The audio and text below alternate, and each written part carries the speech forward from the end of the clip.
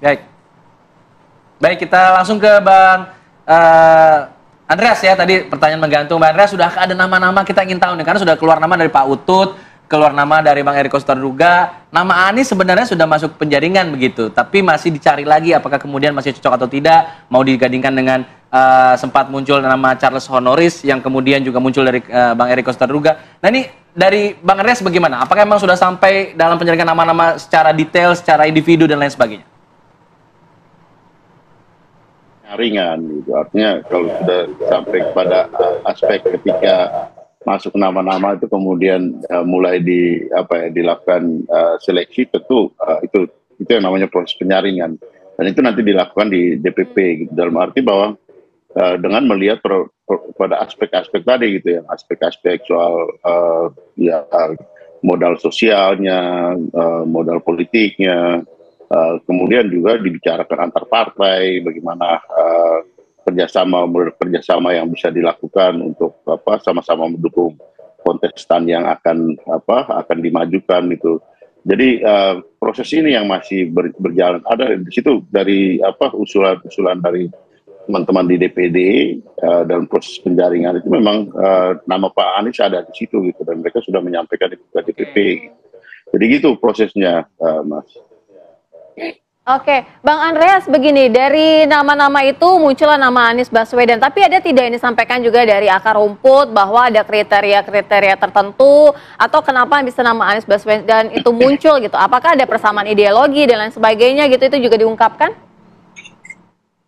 Ya, tentu ada banyak aspek ya. Artinya Pak Anies ini kan incumbent dan ya memang beberapa tahun terakhir ini 1 tahun lebih ya beliau off dari posisi sebagai gubernur, tapi kan kemarin beliau juga calon presiden gitu, sehingga masyarakat bisa melihat bagaimana apa yang sudah dilakukan, bagaimana perform secara politik sebagai figur di publik.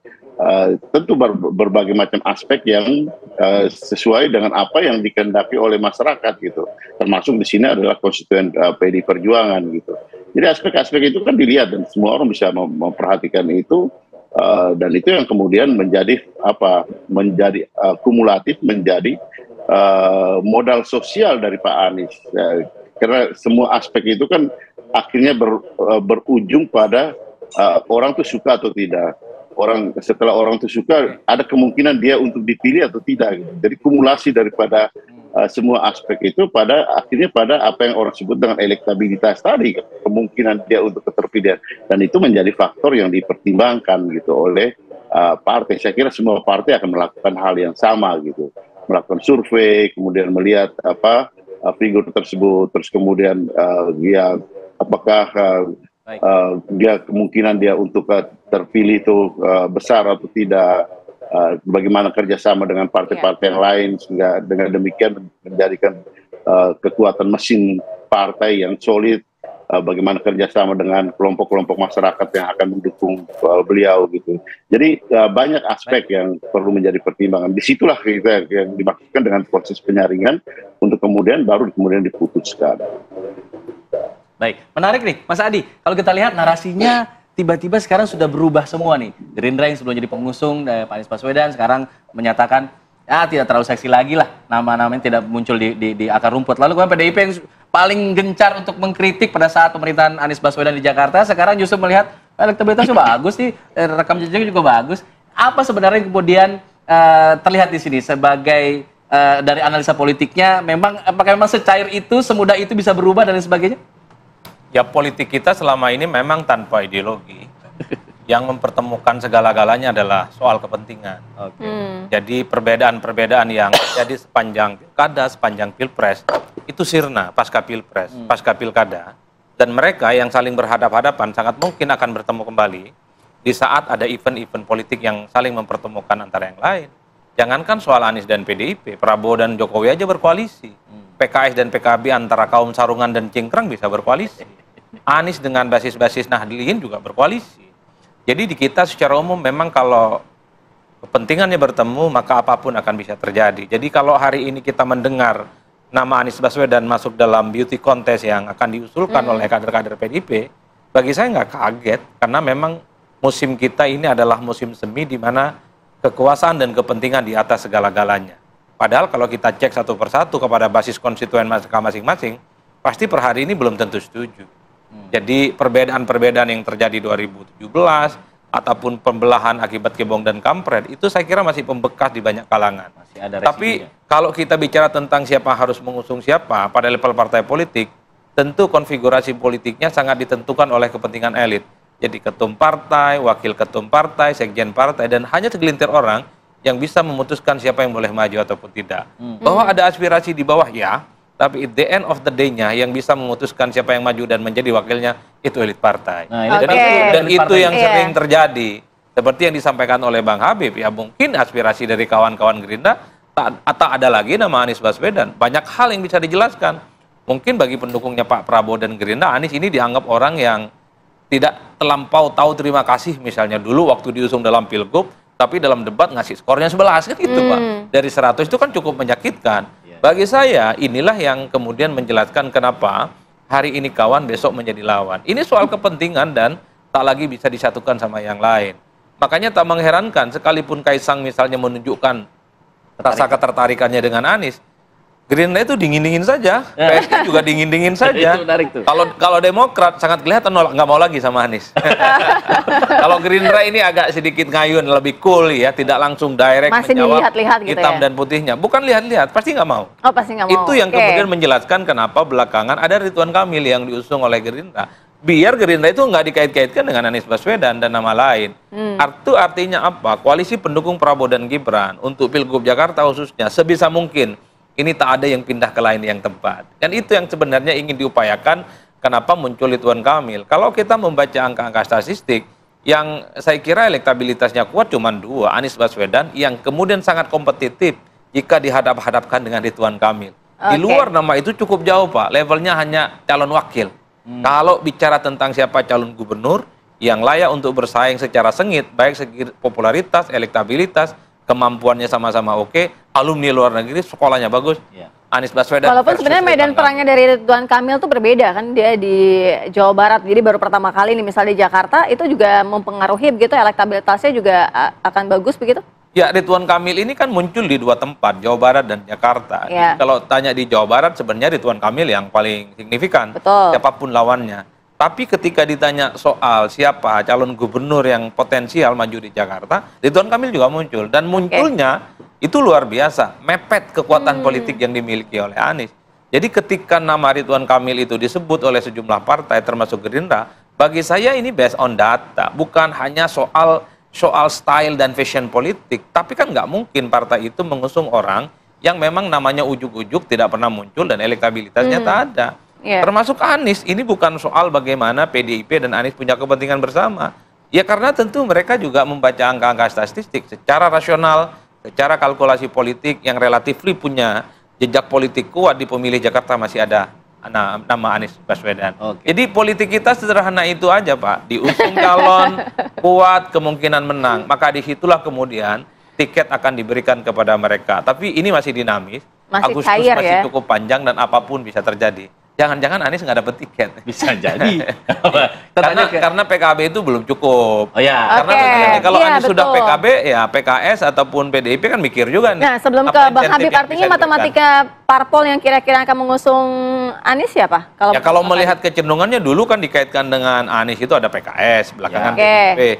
Bahkan lebih awal dari PKB itu Nasdem, tapi belakangan Nasdem nggak pernah ngomong Anies lagi. Betul. Mungkin bagi Nasdem ya sudahlah, Anies ini sudah menjadi bagian dari PKB, jadi mereka nggak terlampau ngotot sebenarnya untuk menjadikan Anies bagian dari mereka. Tapi bagi saya, koalisi Prabowo dan Gibran soal kemungkinan siapa yang masuk kabinet dalam banyak hal akan mempengaruhi soal postur bagaimana konstelasi politik yang ada dalam pilkada. Nah, Oke. Bang Habib sebagai salah satu elit partai Gerindra nih. Bukan lah, kalau saya Tadi disebutkan wakil kita ketua umum, eselon salah 3 satunya. ini. Eselon 3. Ada muncul nama Kaisang. Ya. Kaisang kan erat kaitannya dengan keluarga Pak Joko Widodo yang sekarang juga anaknya berada di pendamping dari Pak Prabowo Pemerintahannya. Subianto. Apakah ini juga ada ada pengaruhnya, ada pembicaraan di dalam mengenai hal tersebut, keterlibatan nama Kaisang dalam DKI Jakarta ini?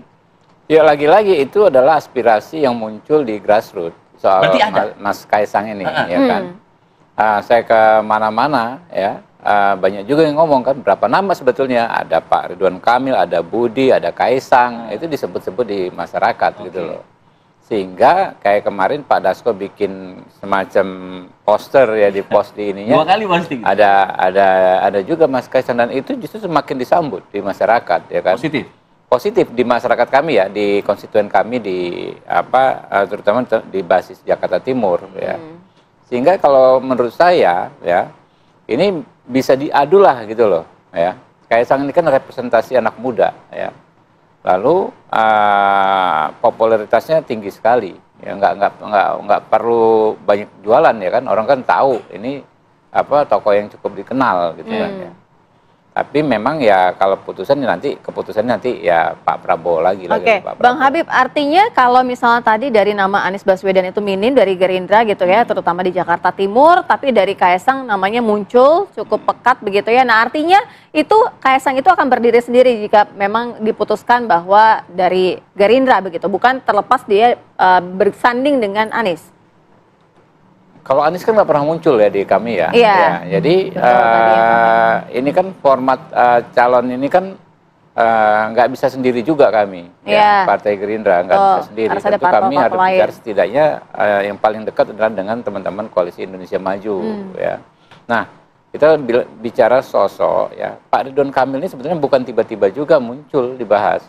Seingat saya ya, pada saat kampanye Pilpres saja sudah ada pembicaraan tersebut. Saya sempat bicara bahkan dengan Pak Ridwan Kamil, ya.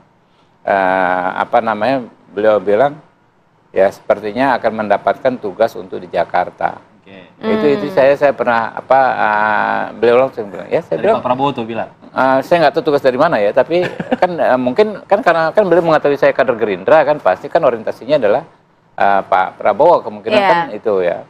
Saya bilang, oh bagus ini Kang, kalau Jakarta, karena etnik Sunda juga banyak loh di Jakarta ini ya. Kalau nggak salah nomor 2 Pak, bahkan setelah etnik Jawa ya. Jadi kalau misalnya Ridwan Kamil, ini misal ya, dengan Mas Kaisang, ya kan, dalam konteks etnis ya sebetulnya sudah cukup kuat itu, Jawa, Sunda, Jawa, kan ini dua yang terbesar ya. Kan itu perlu juga dihitung ya, Mas Adi ya, yang begitu-begituan ya, bisa juga dihitung ya. Jadi ini terus kami tampung ya, nanti kami terus serap aspirasi dari masyarakat. Tidak mau mengusulkan kader dari Gerindra? Itu juga. Nah, kalau makanya ini lagi-lagi soal kader ya. Naluriah manusiawi, semua partai ingin kader-kader terbaiknya maju ya di pilkada. Dalam konteks kepentingan politik ya, kita ingin. Tapi di kami itu ada masalah juga di Partai Gerindra ini. Yaitu adalah? Kader-kader kami ini, terutama yang sudah terpilih di DPR RI, di legislatif, itu agak enggan. Dari dulu tuh. Enggan bertarung di pilkada, atau bahkan ditawarin jadi menteri aja belum tentu mau gitu loh. Kalau kader-kader, ya enggak. Belum tentu mau. Kenapa? Karena nggak gampang juga kan ya. Apalagi kalau pilkada kan harus tarung lagi gitu kan. Sudah mundur, belum tentu menang ya kan. Tambah lagi ya itu dia, kebanyakan passionnya ya, gayanya. Teman-teman ini kan kebanyakan berlatar belakang aktivis.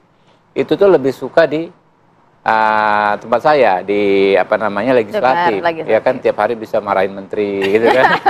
Bisa kebalik nanti kalau jadi menteri. Kalau jadi menteri, waduh, ke DPR nunduk-nunduk ya siap Bapak. Kalau jadi kepala daerah gitu kan ya. Jadi belum dulu ya. Jadi kemungkinan kader Gerindra. Dari kader Gerindra. Enggak, itu persoalan bukan belum dulu. Sepertinya memang ada sedikit handicap cari kadernya kalau untuk ini. Ya. Baik. Nanti saya ingin kembali ke Bang Andreas. Tadi sempat ngomongin Ridwan Kamil, nggak enak karena dia kader Golkar. Sebenarnya kita juga sudah menghubungi Bang Ahmad Doli Kurnia dari Partai Golkar untuk ikut berdiskusi bersama kami pada pagi hari ini. Tapi sampai sekarang belum direspon nih. Nanti kita tunggu, mudah-mudahan masuk nih. Nanti kita ke Bang Andreas juga untuk menanggapi lagi soal masalah Kaisang yang juga menyatakan ketertarikannya terhadap salah satu calon yang sudah dilirik oleh PDIP, Pak Anies Baswedan. Usai jeda tetap bisa nih, apa kabar Indonesia Pagi?